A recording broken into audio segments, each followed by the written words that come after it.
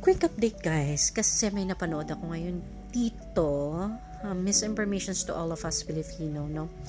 JESTA is for non-visa country na pumupunta sa Japan. So, there are 74 countries guys.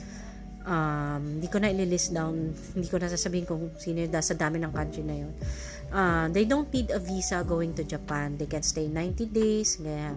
So, sino-sino ba yon? Like US, Singapore, Korea, yan. When they go to Japan, they don't need a visa.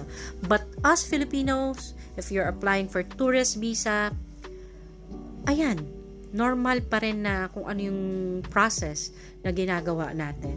So, we are not included to JESTA. JESTA is a Japan Electronic Travel Authorizations, okay? So, travel authorizations like when you go to the US, they have also that. So, parang katulad siya nun. So, ayun. So, don't get misinformed kasi itong JESTA ay mapapatupad pa sa 2028. So, if you're one of the countries like that, you can travel pa without needing JESTA, ganyan. If you're from US, Korea, or Singapore. So, as Filipino, hindi tayo kasama dyan. Apply pa rin tayo ng visa sa visa center or sa mga agency. Ayun lang. So, don't get misinformed. Try to go to the Japan embassy website para mas malaman mo kung ano yung detail.